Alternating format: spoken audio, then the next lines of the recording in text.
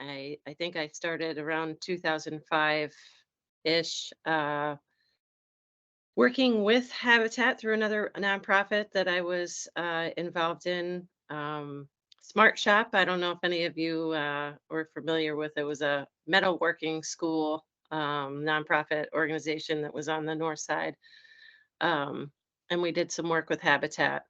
And so that's where I got my introduction and started volunteering. And I was also in school. I ended up volunteering for my school program, and then just like what the medical students are doing. And it really did open up a lifetime of experiences for me. So I started as a site supervisor. I got interested in energy efficient building through Habitat and ended up going and doing a bunch of other things and then coming back to Habitat full time in 2021.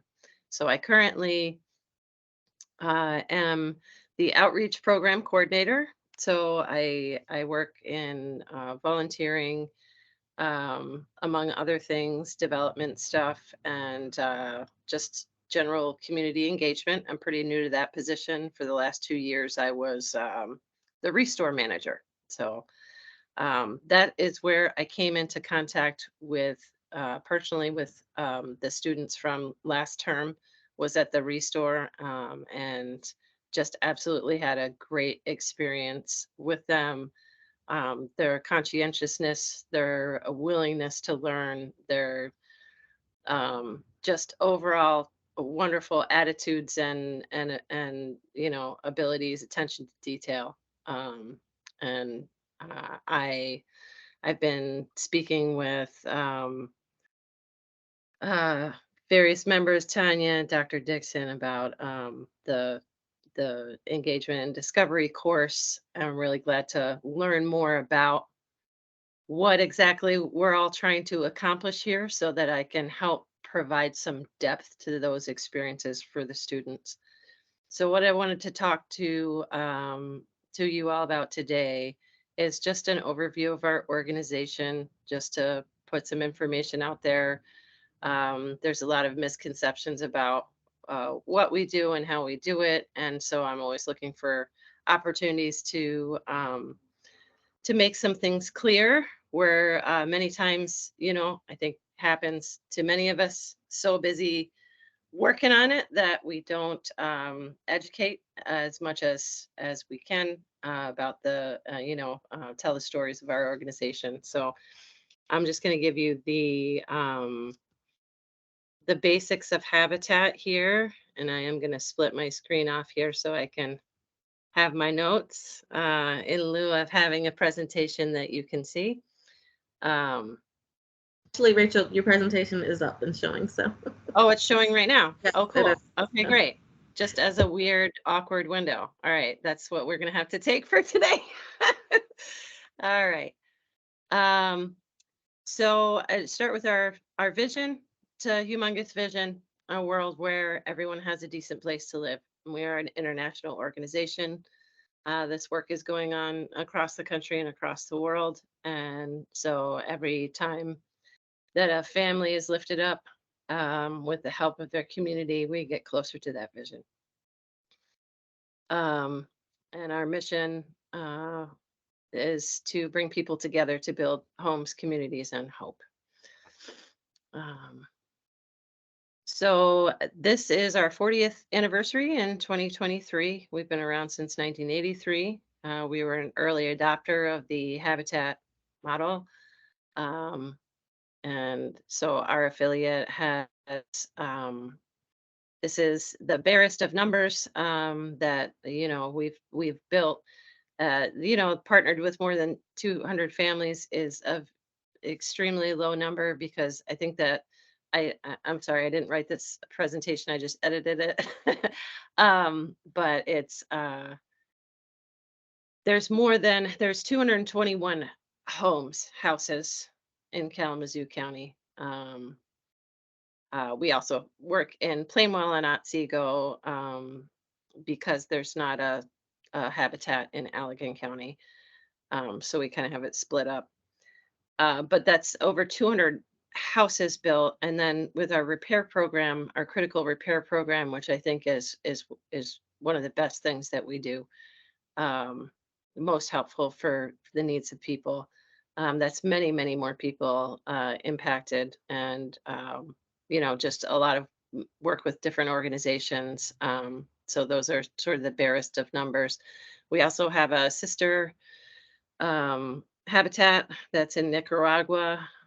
We tithe yearly to Habitat International to support our affiliate in Nicaragua. And over the years, we have had trips where staff and volunteers have traveled to Nicaragua to directly be a part of supporting our mission there. Um, so our why do we exist? What is our purpose here? So we're promoting affordable home ownership, specifically supporting um, uh, realizing home ownership, helping people realize home ownership, or to help current homeowners stay in their homes and have a good quality of life, and be able to build generational wealth within their families, because they're not taken out by, the unexpected. There's obviously a lot of expenses that continue once you do attain home ownership. So we've in recent years focused more on our critical repair program because there is so much need. Um, Focused even further on elderly folks who do not have the resources to provide home repairs for themselves, without help, and are in danger of having losing their homes or not being able to age in place uh, within their homes. Um, so there's a lot of things that homeownership does for individuals, families, and communities overall. There's just a few points. I could talk about this all day. I'm a recent first time homeowner myself. And it's been a long road for me to get to that place. And so I kind of think of myself as a sort of non-traditional habitat homeowner, where the organization has been with me, teaching me so many things for so many years, and I have gotten to this place where it's a reality for me at this point, which I think only deepens um, my perspective, and how I relate to the folks that we're working with. Um, Better health.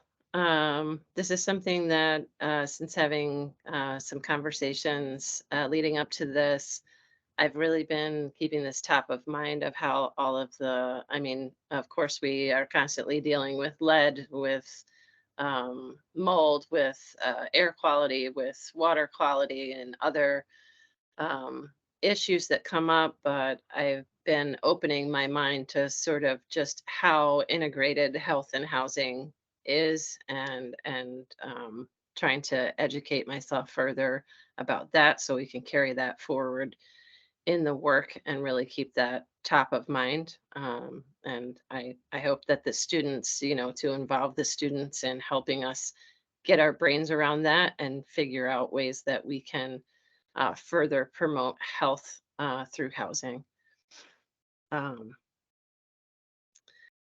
so the way that our program works for home ownership, our home ownership program, we partner with families that our main criteria is a need for better housing, the ability to repay a no interest loan, and willingness to partner. So we do not give away homes. However, the willingness to partner part is, we actually issue the mortgages, and so this is a 20 to 30-year relationship, hopefully longer, hopefully multi-generational, that we get to support these families. um, they do put in volunteer hours on their own homes and on the homes of others, and there's also a lot of education that we provide through the program on financial literacy, home maintenance, and resources that are available to really get someone to feel solid within their community. And so we are always looking to improve that education portion of our program. And we work with KNHS and Community Homeworks for a large portion of that programming. All right. Um, so it's the families or the houses are sold without a profit, as well as the repairs.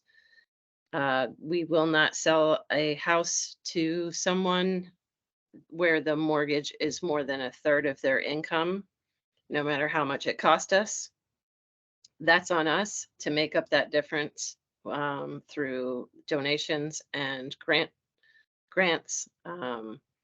And so whatever is not covered when it comes down to giving them an affordable mortgage, we won't set that up so that it's more than a third of their income. So we subsidize the rest with other funding.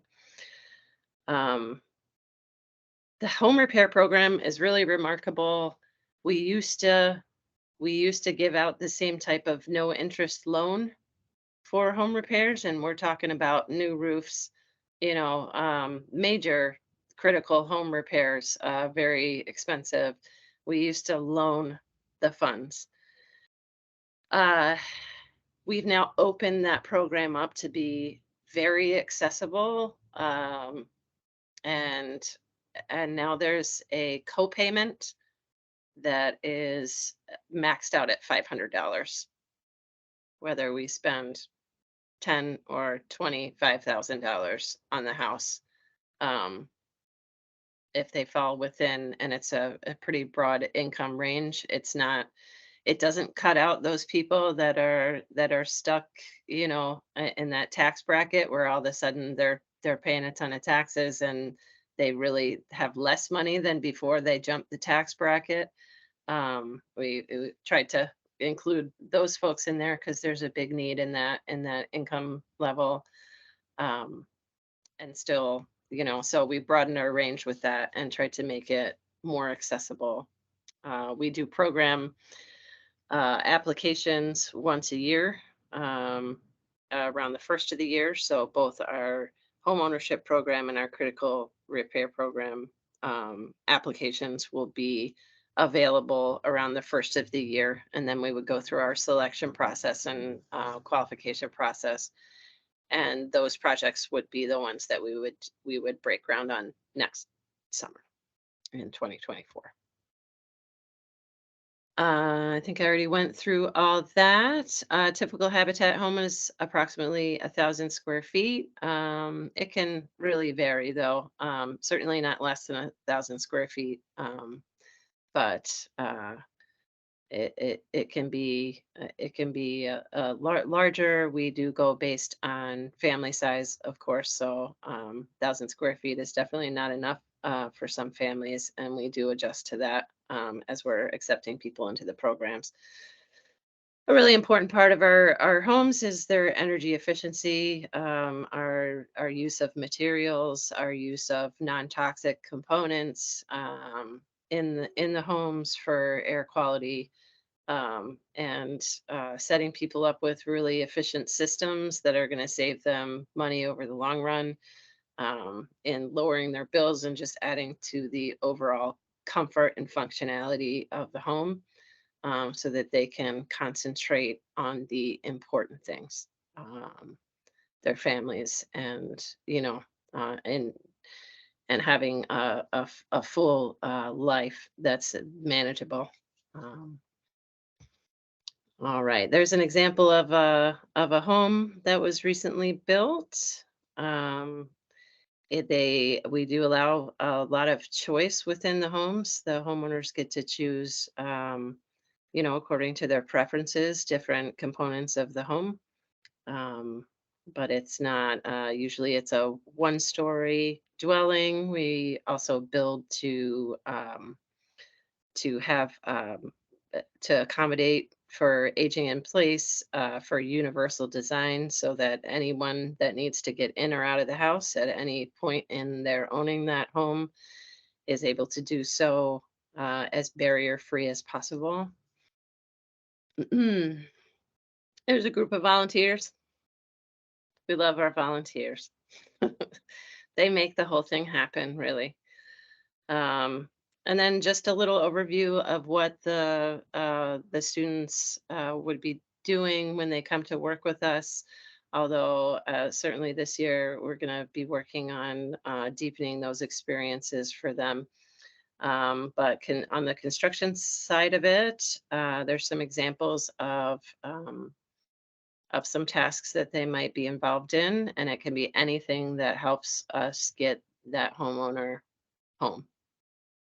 Um, so we're usually working on multiple projects at most multiple phases. So it can be a variety of things. Let's see. This was our Forsmans. They are almost complete. One of them is closed. One of them was our veterans build last year. So it's Charles and Corey. Charles is in his home. He's our most recent homeowner partner that is closed on his home, and he's moved in and he's loving life. His neighbor Corey is going to be moving in very soon, right next door. So we've been doing more of these paired housing projects. So it kind of builds in a community to begin with somebody that you've already bonded with, that is there as your neighbor too, so you can have each other's backs, um, and just have support in that way as well. Some of our regular volunteers, we have about 35 individuals that come out. Some of them come out twice a week, every week. Some of them come out once, but we work Tuesday, Wednesday, Thursday every week with our regulars. Some of them have been coming out 20 plus years. They're amazing, and we couldn't do the work without them. They're very skilled. We are always looking to fill positions. Most of them are retired, and sort of as the ones that have been there for 20 years start to think about, retiring from habitat, and it becomes more difficult in different ways. We are always looking for individuals that are interested in joining our regular crews. We're very grateful for them. And then our other biggest component is the restore out in Portage. It's a beautiful store, if I do say so myself. I managed it for 2 years. We had been closed down during COVID, um, and opened it back up. And we have amazing donations from individuals, from businesses, from organizations coming in, and really try to provide quality items to the public, keep them out of the landfill, and offer the service of, again, uh, providing access to different things that help with quality of life and make a house a home, and make it safe, and make it feel good. So there's building materials, there's furniture, lighting, anything you could think of. If you haven't been there, please stop out. And we also, uh, the profits from that store support our programs. We also have volunteers come out to the restore. Um, and there's some general categories of things that that an individual would do volunteering at the Restore. We also have regular volunteers at the Restore and are seeking more people that come in and give up their time on a regular basis and really get to get trained and get deeper into the habitat experience. And that is a that is a lovely drone view of a big project that we did a couple years back before COVID, obviously. um, and yeah, over the 40 years that we've been in existence, it's uh, it's really complicated. It's a complicated business model. It does work for people though. It takes a lot. It takes a lot of people working together to do it, and it can be really challenging. But I can't ever, you know, get away from it personally because I know I've seen and been a part of what our programming means for people's lives, and so yeah. Any questions that I can answer, or um, any way I can be of help to you in the future, I invite anybody on the call to reach out. And if there's any questions, I'd be happy to answer them now. Yes, I think Floyd has a question. Okay.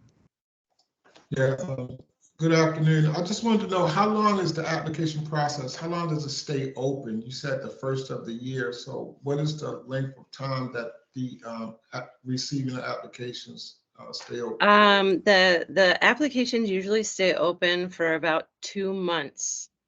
And of course we have, when you're talking about building a home, and especially with the cost of materials these days, and some additional challenges that are, we are still trying to adjust to.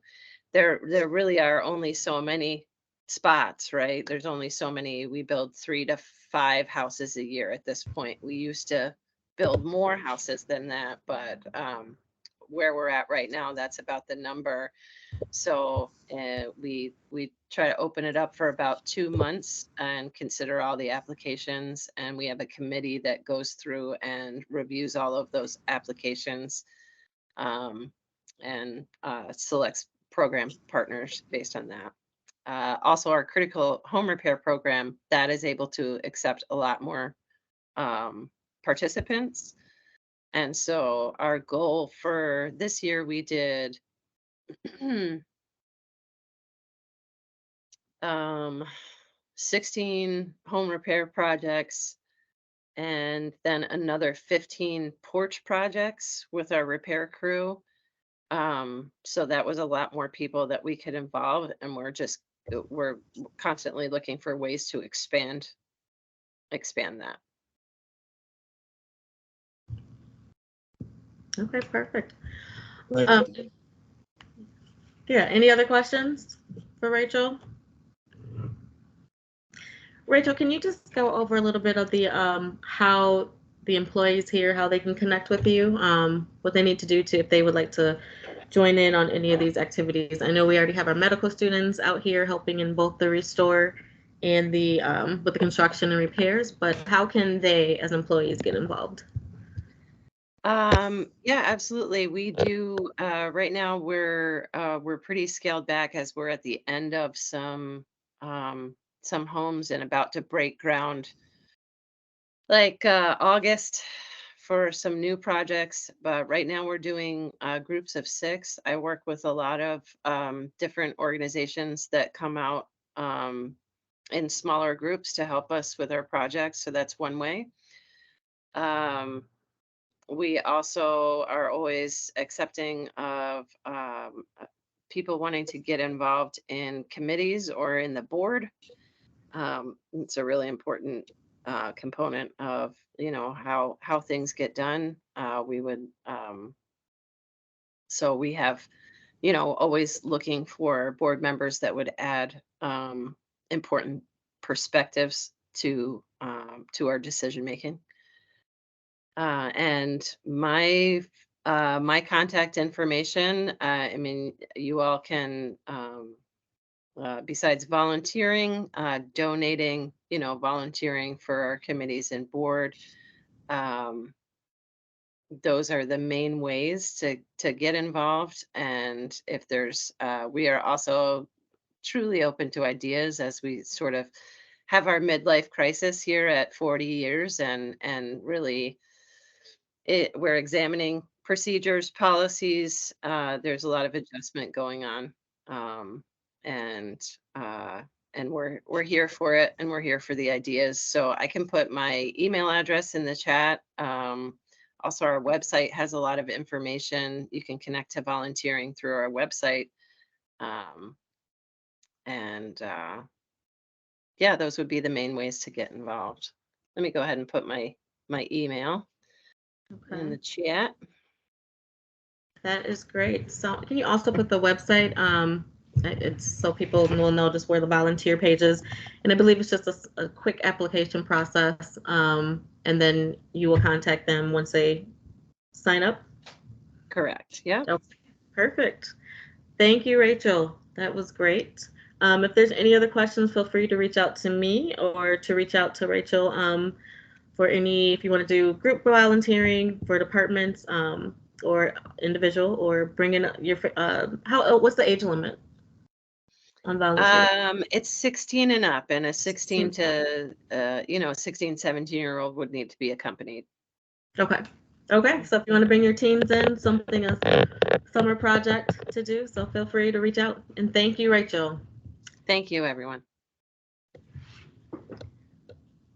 Okay. So next up, we have Urban Alliance. We have Pastor James Harris and we have Floyd Matthews, who will be speaking on their initiatives that they have going on right now, and ways that you can, see Floyd put his contact information in the chat, ways you can get in contact with them to help out. Okay. I will give them the floor. Good afternoon. I'm Floyd Matthews. I'm the Director of Recovery and Supportive Services here at Urban Alliance. What the recovery section does is allows us to refer those clients or those consumers who are faced with issues concerning mental health and substance use disorder. We can refer them out for services, or we can do sort of on-demand services. What we found that a lot of times people seeking substance use disorder services and or mental health disorder services or therapy, they would have to go to several different agencies. But here we have what is kind of like a drop-in, where we have therapists who are on demand twice a week on Wednesdays and Thursdays, one from Synergy and one from Kalamazoo Empowerment Services.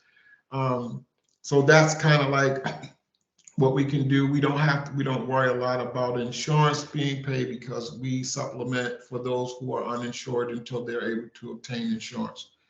The supportive services that we offer,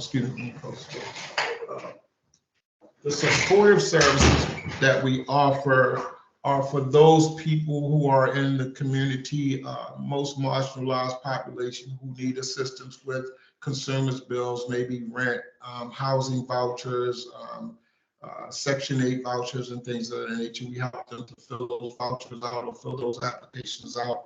And we partner with various landlords throughout the Kalamazoo area so that we can make referrals for housing as well.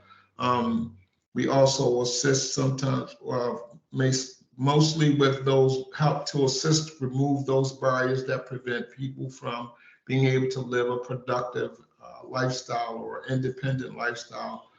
As we know that since the decline of COVID, post-COVID, certain areas such as mental health, substance use disorder, domestic violence, and things like that, they escalated in numbers. So and also employment. Not to mention, I think one of the things that we fail to consider, but we consider here at Urban Alliance, is the COVID situation was a travesty, and it decreased the population in the United States quite severely. And even in Kalamazoo, I believe we lost about, in Michigan alone, we lost probably about 3,000 or 4,000 people. And in that being so, we look at, if we said the math shows that maybe if 80% of those people were employed, that means we are 80% of that 4,000 down in employment services. Most of those jobs were skilled jobs. So what we do is provide services that will offer those skills after the person may move, to remove the barriers that prevent them from pursuing employment or living independently after the strife of this pandemic. And so we just try to remove as many barriers as possible and trying to implement ways that the consumer can better live a wholesome lifestyle.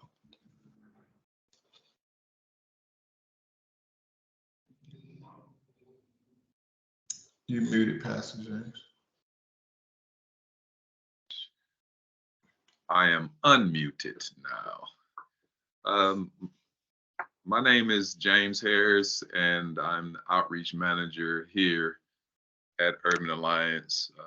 I've been serving here a little over a year, and I have three components to our department. One is street outreach, and street outreach serves our community, food and connecting with them, developing relationships with them, and then also referring them back to Urban Alliance and kind of hand them off to Floyd's department.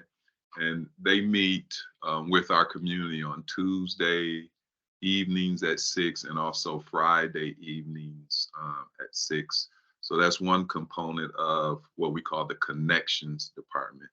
And then another component to our department is our youth and family area. And currently, the area that we're focusing on in that particular department is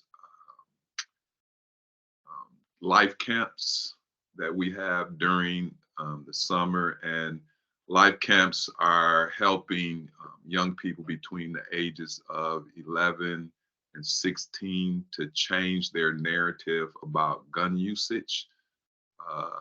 We're really trying to bring about a holistic approach to assist them. And these life camps are one-day life camps, and we have them on each side of the town in Kalamazoo, and particularly the east, the north, and the south side. Again, to help young people just think different about guns, and one of our theme is hands are meant to heal, not kill. So we're really trying to teach kids and educate kids at a young age that their hands even have a purpose. And we instruct them that is not necessarily the gun, all right, it's the hand that the gun is in. And if we can educate them on, like, you can utilize a gun to go to the shooting range, you can be licensed to carry, you can use a gun to hunt. And as a result of that, no one is hurt, no one is looking at life in prison, the police is not looking for you, and so forth. So again, it's just an awareness and an education day, and it's a fun day that the kids have. They do use guns at the camp, and we say that jokingly because they have an opportunity to have the world's largest water gun fight, and they also have an opportunity to have a Nerf gun fight. And then we provide for them, access to shooting a paintball gun at a non-human target. So just trying to get them to think, differently. And those life camps take place where we just recently had one June 13th at Tree of Life, and our next one is at Trenches Community Church on the east side And then the last one is on the north side of Kalamazoo at the Douglas Community Association. And also before the life camps, we have a student-led anti-violence march that the young people are leading, and the adults are supporting them in that. Just a short testimony, we had 3 spots or sites that we stopped at here on the south side for our first march, and there was a 17-year-old young man who was fatally shot, and one of the stops was where he was shot at, and we weren't expecting for the family to show up at that spot, but they showed up. The grandmother showed up, and we just had an opportunity, you know, to allow the grandmother to share and to pray with the grandmother. And actually one of the students led us in prayer in that area, and that was just pure, powerful. So teaching the kids that they can be an advocate for life, they can be an agent of life. You know, so again, partnering with KDPS spoke at the camp. You know, and we had several other individuals, and in the past we've had family members who are victims of gun violence speak at the camp. And then we've also had individuals who, you know, that they pulled that trigger and they did some time, but now they're out and they're really trying to help their community and not hurt their community. So in a nutshell, that's what we're doing for life camps this summer. And then the second thing that we have going on more consistently is change of status. And change of status, our goal is to help men between the ages of 18 and around 35 or so. We've had older men participate also. But change of status is exactly what it says, is helping individuals change their status who may have had some type of criminal background or been incarcerated. And we recruit these 12 men to be a part of a 12-week session with us. And part of those sessions is several life skills that we educate them on, and you'll see some of those in there, you know, building a constructive life, becoming a better father, you know, all the men, you know, want to become a better father, and how to overcome a criminal mindset, you know, because though these are barriers that they're dealing with. And we asked the men one time, what is your barrier? And one guy said, man, overcoming a criminal mindset is my barrier. And we've never thought about that before. So now we've developed one of the sessions centered around how to overcome, you know, a criminal mindset. And then navigating emotions, you know, forgiving one another, how to forgive yourself and one another, you know, navigating through the community and so forth. So they go through all of these life skills sessions, and Floyd's department is the one that helps them to break down, you know, the barriers and provide the resources that they need to change their status. And then we're always excited about at the end of the 12 weeks, we celebrate the men going through the 12 weeks, and we invite, you know, the mayor, you know, Kalamazoo Public Safety, you know, parole and probation, you know, all of those type of individuals are in the audience to celebrate these men moving the needle to change their status. And that celebration or ceremony is normally downtown, you know, at the experience. And then we reward them for their commitment by providing them a $1,200 check for $100 per session that they attend.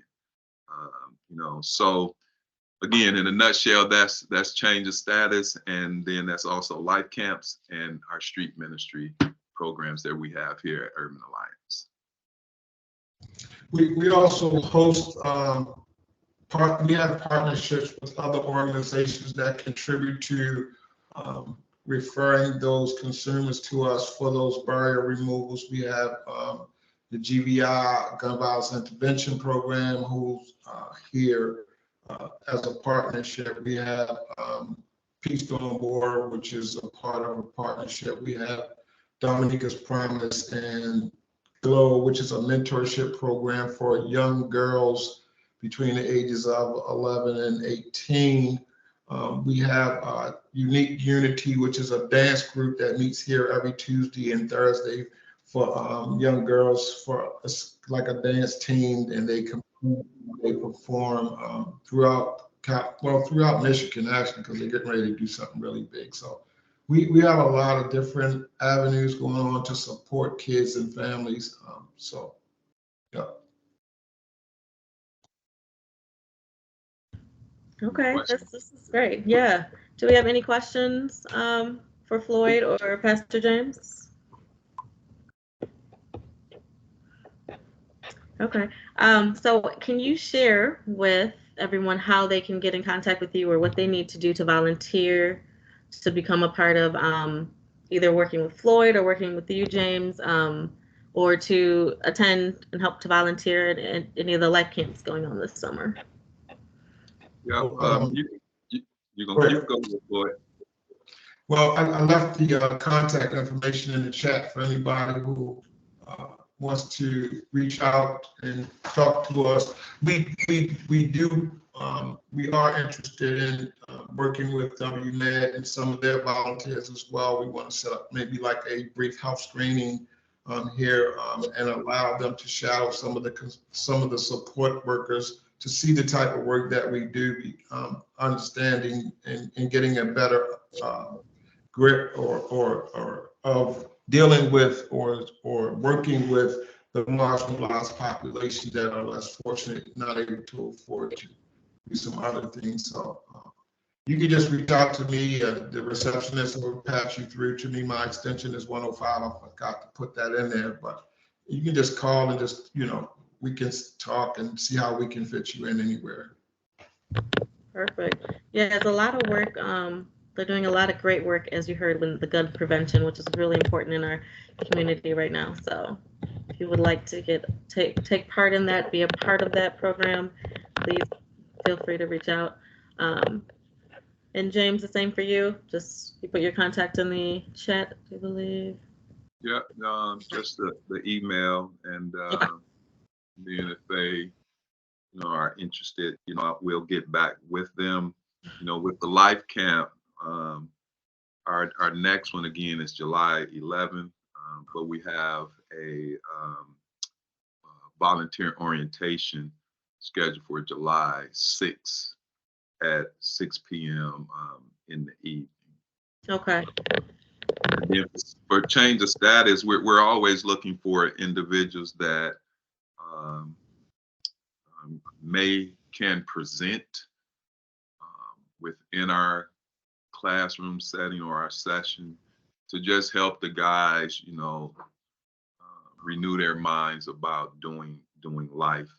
And then last but not least, we also have off-site meetings, and we try to provide an environment that's parallel to the message for that particular session. So if we're talking about changing the criminal mindset, the last time we met at a lawyer's office, with that. So we are looking for facilities and locations to take our guys off site. Okay, perfect. These have been great. All, both organizations, all three of you. So these are great ways to join, for our employees to join, our students to join. Both organizations we partner with for our engagement and discovery course for our medical students.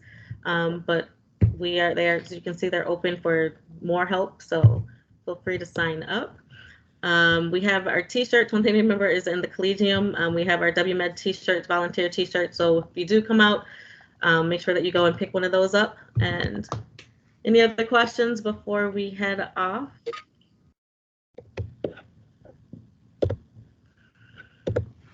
No, thank you. Thank you guys for coming. This is very informative, and we look forward to working with you all in the future. Okay. Thank you very much. Mm.